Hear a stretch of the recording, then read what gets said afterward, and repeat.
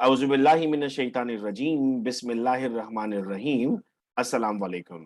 बच्चों, मैं उम्मीद करता हूँ कि आप सब लोग खैरियत से हैं और आप सबको वेलकम एक मर्तबा फिर ऑनलाइन क्लासेस में। स्टूडेंट्स, इस वक्त जूम पर हम अपनी क्लास कंडक्ट कर रहे हैं और आज हमने डिस्कस करना है बेटा कुछ इंपॉर्टेंट साइंटिफिक रीजंस को जो हमारे पास एग्जाम में पूछे जाते हैं। चैप्टर वाइज बेटा मैं प्रोसीड कर रहा हूँ। चैप्टर नंबर 1 पर अगर मैं आता हूँ तो सबसे पहला सवाल आप देख रहे हैं, why hypothalamus is called as thermostat of the body। हम क्यों हाइपोथैलेमस को थर्मोस्टेट कहते हैं? थर्मोस्टेट क्या होता है? सर, अक्सर आपने देखा कि आपके जो घर में इस्त्री मौजूद है, उस इस्त्री में अगर आप उसको ऑन करते हैं तो उसकी लाइट जलती है। आप उसको यूज कर रहे होते हैं, थोड़ी देर बाद लाइट बंद हो जाती है। आप समझते हैं इस्त्री बंद हो गई है, इस्त्री तो बंद नहीं हुई होती उस वक्त।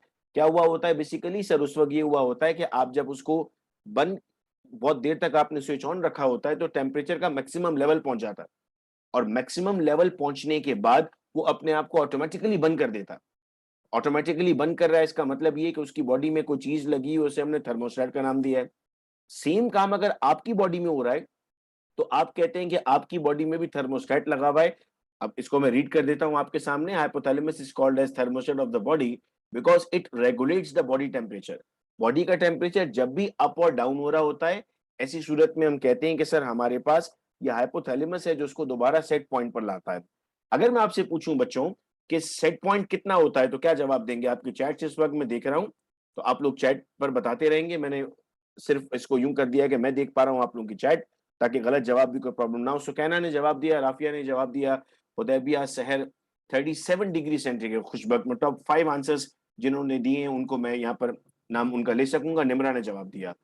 तो ये हमारी बॉडी में क्या कहलाता है? थर्मो रेगुलेटरी सेंटर भी कहलाता है और ये हमारी बॉडी का थर्मोस्टेट भी कहलाता है, जो ये चाहता है कि हमारे पास कितना टेम्परेचर रहे। हमारे पास हमेशा टेम्परेचर रहे 37 डिग्री सेंटीग्रेड या हया वेरी गुड 98.6 फॉरेनहाइट। फिर सवाल है बेटा, why fresh water animal can pass dilute urine and marine water animals can pass concentrated urine. अब इस बात को समझने के लिए मैं यहां पर आपको कहता हूं कि आपको एक्सटर्नल एनवायरनमेंट समझना पड़ेगा। हम कहते हैं sir fresh water animal can pass dilute urine because they have a hypertonic body fluid. Hypertonic body fluid का मतलब क्या होता है सर? हाइपरटोनिक बॉडी फ्लूइड का मतलब होता है कि उनका जो इंटरनल बॉडी फ्लूइड है उसमें सॉल्ट कंसेंट्रेशन ज्यादा है और वाटर कम है। तो इनको क्या करना होगा? इनको अपने पास सॉल्ट बचाना होगा और वाटर रिलीज करना होगा। तो जब भी ज्यादा वाटर रिलीज करते हैं तो यूरिन कैसा बन जाता है बेटा इनका? जब भी ज्यादा वाटर रिलीज करते हैं तो इनका यूरिन बन जाता है डाइल्यूट। ये वाली बात मेरे बच्चों समझ में आई? इसका उलट हो जाएगा मरीन में। हम कहते हैं दे कंटेन हाइपोटोनिक एनवायरनमेंट। तो अगर मेरा बेटा हाइपोटोनिक एनवायरनमेंट होगा तो क्या होगा? जब हाइपोटोनिक एनवायरनमेंट होगा तो हम कहेंगे कि सर हमारे पास ये ज्यादा से ज्यादा वाटर बाहर अपने पास बचाने की कोशिश करेगा तो बाहर क्या निकलेगी बेटा? कंसेंट्रेटेड यूरिन निकलेगी। ये वाली बात समझ में आई? Very good Fiza, very good Urooj, very good Manahil, excellent.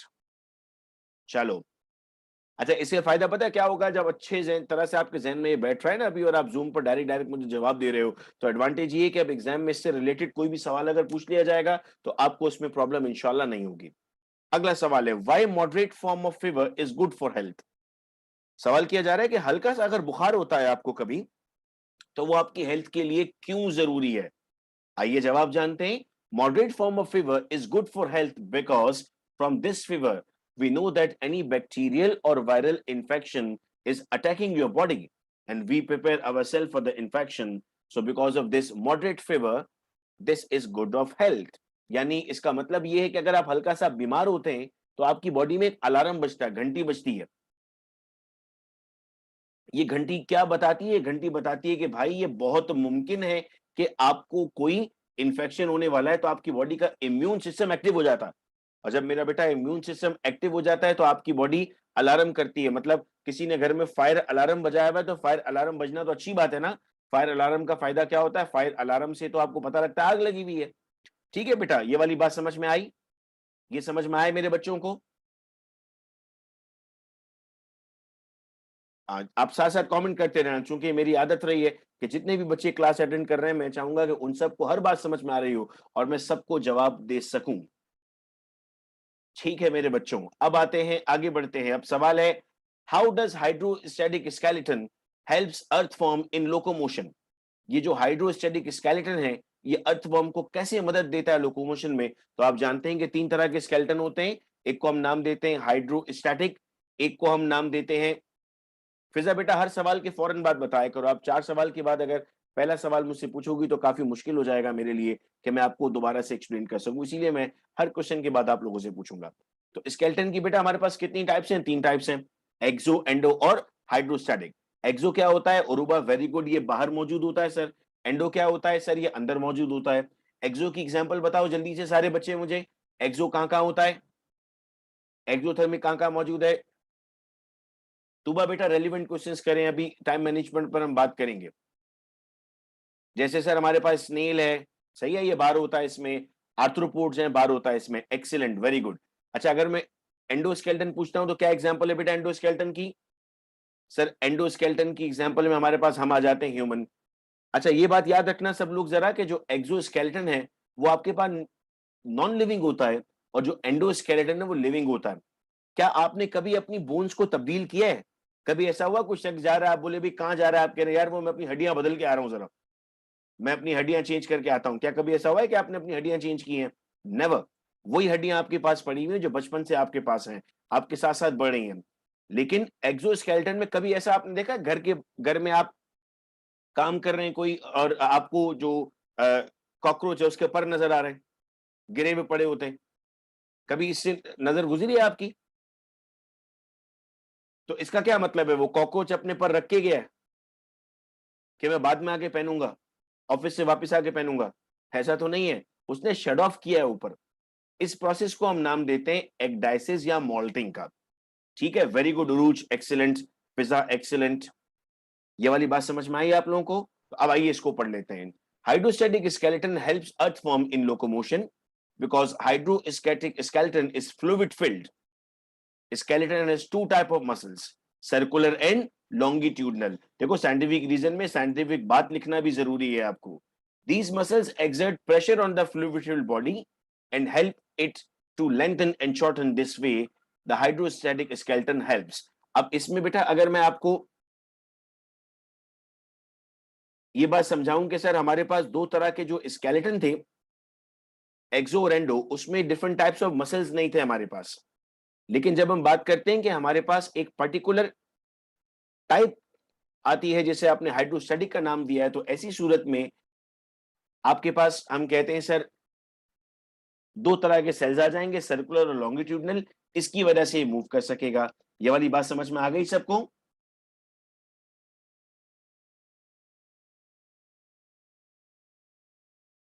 ये मूव नहीं कर सकता राफिया,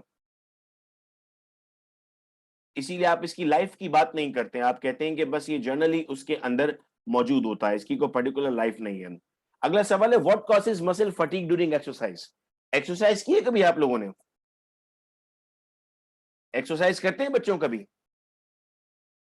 यस करते हैं। थक जाते हैं ना उसके बाद? थकते क्यों हैं सर? थकते इसलिए चूंकि हमारी बॉडी में उस वक्त एन एरोबिक रेस्पिरेशन स्टार्ट हो जाती है। और एन एरोबिक रेस्पिरेशन किसकी फॉर्मेशन करता है सर? ये एन एरोबिक रेस्पिरेशन फॉर्म करता है लैक्टिक एसिड। और उस लैक्टिक एसिड की वजह से हमारी बॉडी में ये काम शुरू हो जाता है जिसे हम नाम देते हैं कि सर ये एक्युमुलेट हो रहा है और नुकसान पहुंचाता है। सो एक कॉज आपके पास वो बन जाती है एक्सरसाइज वाली। अब यहां पर हम कहते हैं सर अगर क्रिएटिनिन फॉस्फेट बॉडी में बढ़ना शुरू हो जाता है तब भी हमारे पास बॉडी में मसल फटीग स्टार्ट हो जाता है। तो फटीग की कितनी वजह हो गई? दो वजह हो गई बेटा। एक वजह तो आपको जनरली पता होती है, जो सेकंड वाला सवाल है हमारा, लैक्टिक एसिड। दूसरी वजह आपको पता लग गई, क्रिएटिनिन फॉस्फेट। इसका जब ब्रेकडाउन होता है तो इससे हमारे पास जो केमिकल्स बनते हैं वो नुकसान पहुंचाते हैं हमारी बॉडी को और फिर वो मसल फटीग करते हैं। इसकी मैं रीडिंग बेटा कर देता हूं, वर्ड इसलिए पढ़ रहा हूं चूंकि इसमें से आप याद भी करोगे और मैं आप लोगों को इसका गूगल ड्राइव का एक्सेस अभी दे दूंगा क्लास में, तो ये पीडीएफ भी वहां से आप लोग डाउनलोड कर सकोगे बेटा। During exercise, muscles show fatigue because muscles require energy, and the energy comes from breakdown of glucose under aerobic respiration. During heavy exercise, when body have shortage of oxygen, body cells undergo anaerobic respiration, and glucose will break down now into lactic acid, और lactic acid क्या करेगा? ये lactic acid ही muscle fatigue करेगा। ये वाली बात समझ में आई बच्चों? Is it clear? फिर सवाल है, why cardiac muscles are striated and involuntary? अब ये बताइए मसल्स की कितनी टाइप्स होती हैं? सब मसल्स की तो 3 टाइप्स होती हैं। कौन कौन सी 3 टाइप्स होती है मसल्स की? सर एक स्केलेटल मसल होता है, एक कार्डियक मसल होता है और एक स्मूथ मसल होता है। तो ये 3 तरह की आपके पास टाइप्स आ जाती है मसल्स की। इसमें से हमें सवाल पूछा जा रहा है इसका। अब बताओ स्ट्राइएटेड और इनवॉलंटरी का क्या मतलब होता है? What is mean by striated and what is mean by involuntary?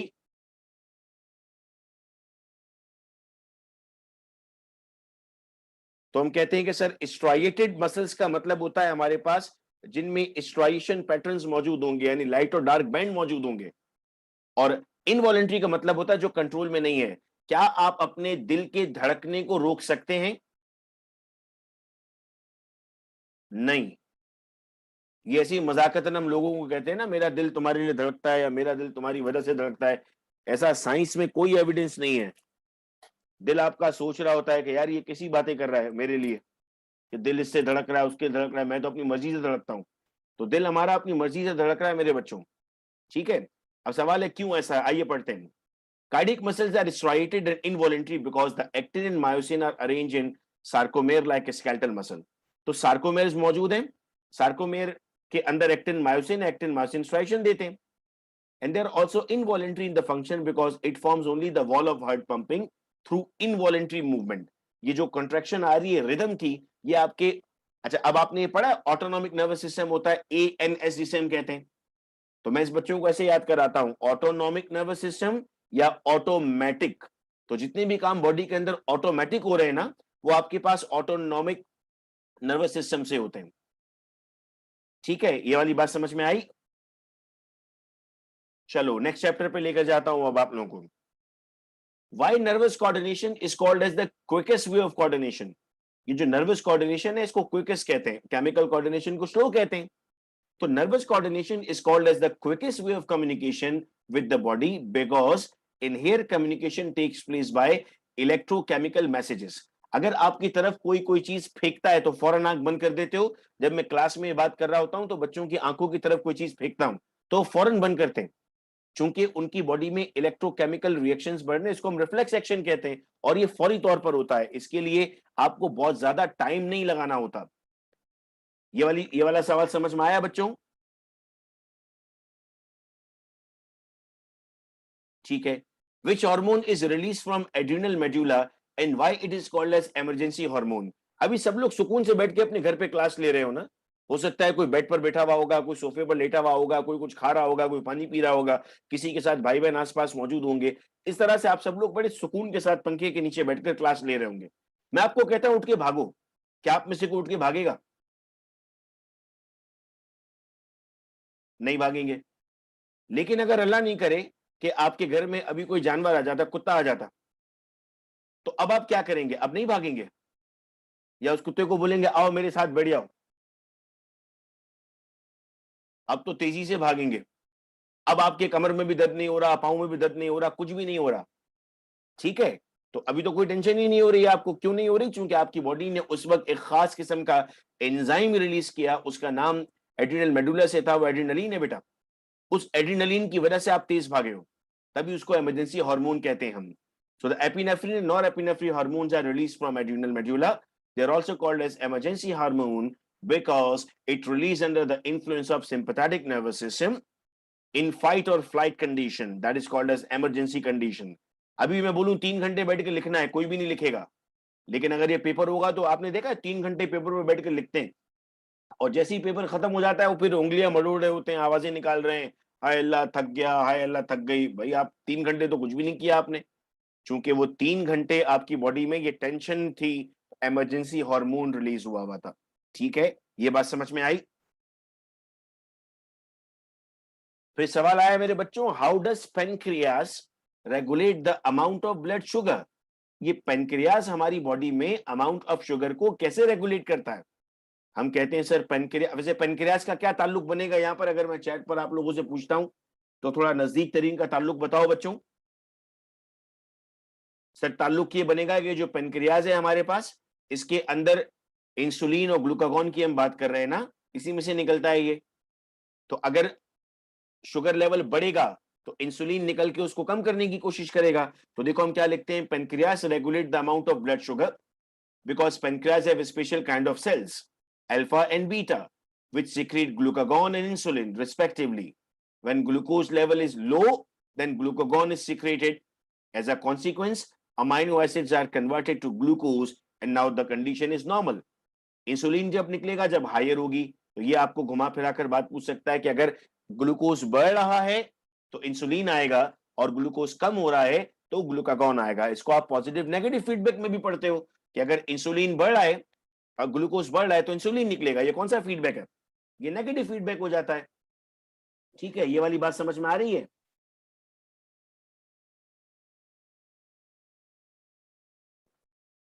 यहां तक बात समझ आ रही है मेरा बेटा?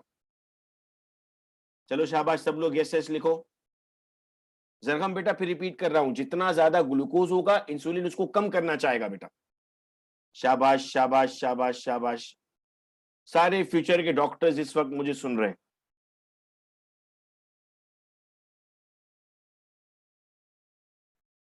तो फिर अगर मुझे कुछ होता है, आप डॉक्टर बन जाओगे तो मैं आप लोगों के पास ही आऊंगा। सही है? सही सही इलाज करोगे ना? ये ना हो कभी किसी को मैंने डांटा है तो वो उस बात का गुस्सा उतारे मुझसे कि सर ने तो हमें डांटा था। हाजरा आप बहुत मुस्कुरा रही हैं। चले भैया आगे बढ़ते हैं। How abnormal development takes place in men. Abnormal development से हवाले से यहां पर बेटा बात की जा रही है। हम कहते हैं abnormal development takes place in human body to the abnormal pituitary gland. अगर पिट्यूटरी ग्लैंड हमारा नॉर्मल काम नहीं करता है तो उसको हम कहते हैं कि हमारे पास वो बॉडी में मुख्तलिफ एबनॉर्मेलिटीज कर सकता है, चूंकि ग्रोथ हार्मोन निकल रहे हैं। और पिट्यूटरी ग्लैंड से ही क्यों हो रहा है अगर मैं पूछूं तो सर पिट्यूटरी ग्लैंड तो मास्टर ग्लैंड है, ये सबको हेल्प करता है मटेरियल काम करने में। तो अगर मास्टर ग्लैंड के साथ कोई प्रॉब्लम आ रही है तो इसका मतलब होगा सर हमारे पास कि वो और भी ज्यादा, जैसे हमारे पास सोमेटोट्रोपिन हार्मोन्स हैं या गोनाडोट्रोपिन हार्मोन्स हैं, इस समय भी प्रॉब्लम क्रिएट करेगा ये। तो आपकी बॉडी में ग्रोथ नॉर्मल नहीं हो रही होगी। ठीक है, ये वाली बात समझ में आई? चैप्टर नंबर 4 की तरफ आते हैं। तो चैप्टर 4 का सवाल देखते हैं बेटा। Why identical twins are exactly similar while fraternal twins are dissimilar? But twins का मतलब होता है दो, आइडेंटिकल ट्विंस का मतलब होता है एक जायगोट से बनना। आइडेंटिकल ट्विंस का मतलब क्या होता है बेटा? आइडेंटिकल ट्विंस का मतलब होता है एक जायगोट से बनना, और नॉन आइडेंटिकल ट्विंस का मतलब होता है एक से ज्यादा जायगोट से बनना। ठीक है, आइडेंटिकल ट्विंस क्या है? एक जायगोट दो बन जाएगा, और फ्रेटर्नल ट्विंस क्या है? दो अलग अलग जायगोट बनेंगे। तो आइडेंटिकल ट्विन में चूंकि जायगोट एक था, तो अगर एक लड़का है तो दूसरा भी कौन होगा? लड़का होगा। अगर एक लड़की है तो दूसरी भी कौन होगी? लड़की होगी। लेकिन जो फ्रेटर्नल ट्विन्स हैं इसमें दोनों अलग अलग हो सकते हैं ना, चूंकि दो अलग अलग जायगोट बन रहे हैं। मेल अलग हो सकता है, फीमेल अलग हो सकता है। ठीक है, ये वाली बात समझ में आई? तो जुड़वा का हरगिज ये मतलब नहीं होता कि दोनों एक जैसे दिखते होंगे, जुड़वा में दोनों अलग अलग भी हो सकते हैं। इंडियन फिल्मों में पहले दिखाया जाता था कि दो जुड़वा भाई है, एक भाई को थप्पड़ लगती थी, दूसरे को भी दर्द होता था। एक भाई जो है वो मेले में गुम गया था, तो एक भाई को अगर पलंग से गिरता है तो दूसरा भाई भी पलंग से गिर जाता है। ऐसा फिल्मों के हद तक होता है भाई, असल जिंदगी में ऐसा कुछ भी नहीं होता। मैंने ट्विंस देखे, ट्विंस के साथ ये नहीं हो रहा होता। जी जी बिल्कुल, शक्ल अलग है तो वो ट्विंस हैं, जरूरी नहीं कि उनकी शक्लें भी सेम हो। जेंडर अगर सेम होगा तो वो भी ट्विंस है बेटा, क्योंकि तुबा वो हमारे पास हमारी फिंगर प्रिंट्स आइडेंटिटी के तौर पे काम कर रहे होते हैं। फिर इससे रिलेट करता बेटा अगला सवाल है, why do monozygotic twins have same sex? अब सर खुद कह रहे हैं मोनोजाइगोटिक, तो मोनोजाइगोटिक का मतलब क्या है? एक ही जाइगोट से बने हुए। तो जब एक ही जाइगोट से बने हुए तो हमारे पास क्या हो जाएगा सर? सेक्स भी सेम होगा, मेल होगा तो मेल बनेगा, फीमेल होगा तो दोनों फीमेल होंगे। ये वाली बात समझ में आई बेटा? बिल्कुल मिलेंगे हाजरा। Why parthenogenesis is considered as semi sexual in nature? अब पार्थेनोजेनेसिस अगर हम कहते हैं तो वो क्या होता है? It's considered as a semi sexual in nature, because it doesn't occur naturally by fertilisation. इसमें एग बगैर फर्टिलाइजेशन के बनता है। अब सेक्सुअल में क्या होता है? सेक्सुअल में तो हम कहते हैं सर मीटिंग होना लाजमी है। एसेक्सुअल में हम क्या कहते हैं? एसेक्सुअल में हम कहते हैं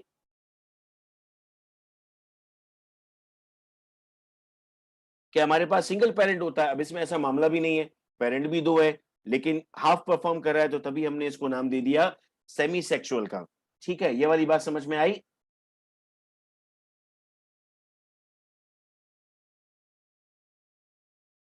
यहां तक सब क्लियर हो रहा है मेरे बच्चों?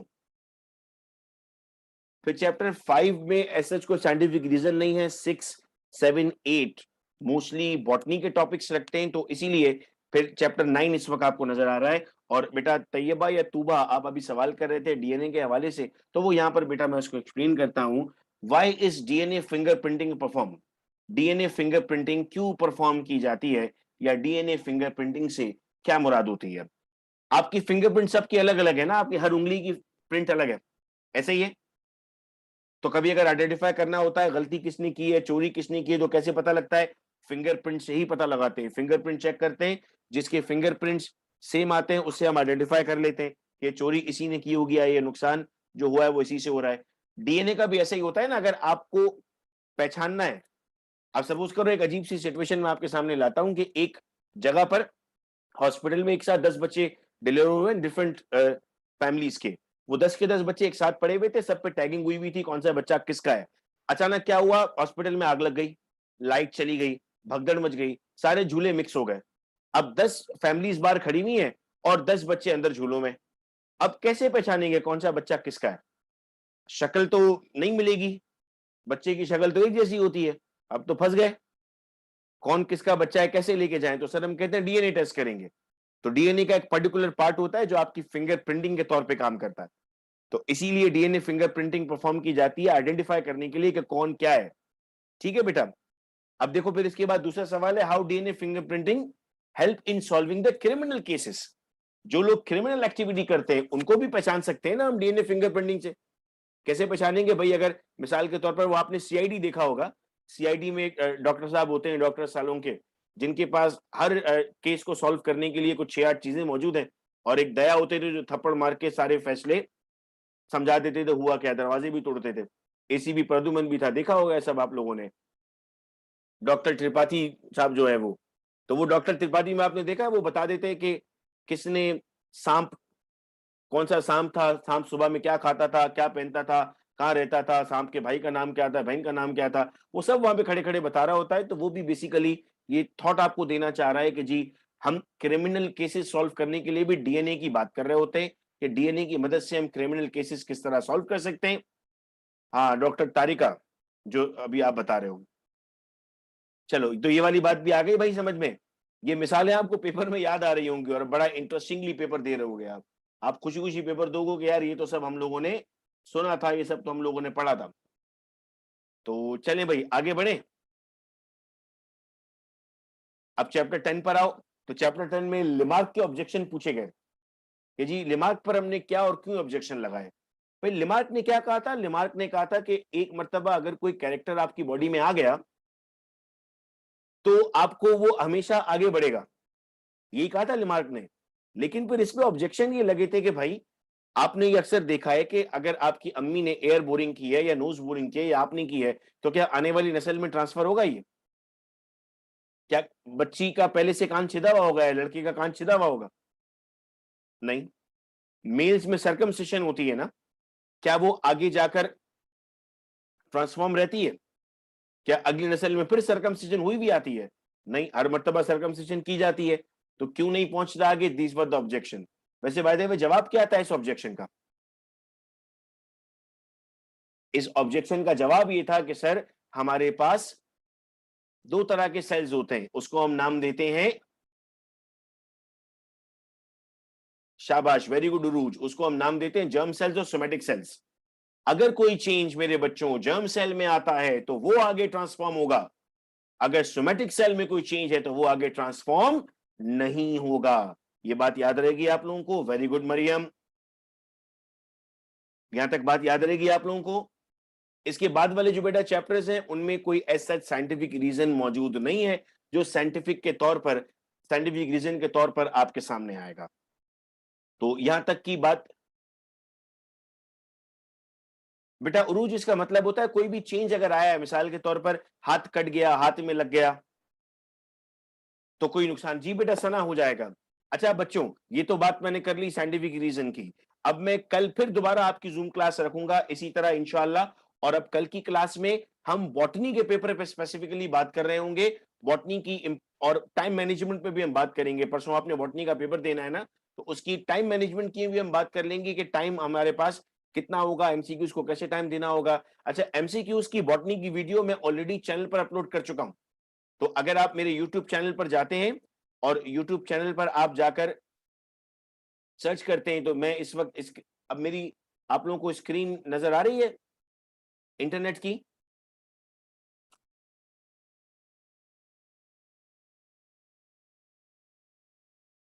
चाहिए मैं आपको अभी दिखाता हूं, अगर आप चैनल पर जाते हैं तो किस तरह ढूंढ सकते हैं। आप चैनल के टॉप पर अगर लिखें Saqib Qureshi second year botany MCQs, तो आपके सामने टॉप पर आ रही है 100 इंपॉर्टेंट एमसीक्यूज हैं। बॉटनी के एमसीक्यूज आप देख लो, जोलॉजी के एमसीक्यूज इंशाल्लाह मैं जूम पे ही कराऊंगा आप लोगों को, तो जूम पे देन एंड देयर और इजी हो जाएगा हमारे लिए, ठीक है। तो आप सब लोगों से रिक्वेस्ट है, मैं तमाम इंफॉर्मेशन अपने व्हाट्सएप पर ऐड करता रहता हूं। व्हाट्सएप पर मैं अपना स्टेटस लगाता हूं या अपने फेसबुक पर लगाता हूं, तो आप लोग अगर वहां कनेक्ट हो जाते हो मेरे साथ तो डायरेक्टली आप सब लोग इस तरह की ऑनलाइन क्लास में आ सकते हैं। फ्री क्लासेस हैं, आप सब लोग ज्वाइन कर सकते हो। मैं भरपूर चाहूंगा कि आप लोग, लिंक नया मैं लगा दूंगा बेटा, दुआ आप लोग उसी तरह ईमेल पर आ जाएगा जो लोग रजिस्टर्ड, और अगर रजिस्ट्रेशन नहीं करवाई है तो आप लोग डायरेक्ट मुझे भेज सकते हो, मैसेज कर दो, मैं आप लोगों को लिंक दे दूंगा उसका, ठीक है। तो इस क्लास अब मैं बेटा रिकॉर्डिंग ऑफ कर देता हूं यहां पर, चूंकि यहां तक हमने ये मामला अपना कंप्लीट कर दिया। अच्छा बच्चों, अब मैं आप लोगों को चैट में मैसेज कर रहा हूं ड्राइव का लिंक, आप लोग इसकी मदद से आज की इस क्लास का पीडीएफ बेटा जनरेट कर सकते हो। तो मैं दोबारा से अपनी स्क्रीन वापस ले आता हूं, 1 मिनट से मुझे दे दो। यस बेटा सीमा, इसका आंसर फिर एक्डाइसिस या मोल्टिंग बन जाएगा। तो मैं अभी आप लोगों को ड्राइव का लिंक दे देता हूं, ताकि इस ड्राइव के लिंक से अब आप लोग क्या कर सकेंगे, डायरेक्टली आप लोग क्लिक करेंगे तो आपके पास ये ओपन हो जाएगा, और जो भी मटेरियल मैं उसमें ऐड करूंगा वो भी आपके पास ओपन होता रहेगा।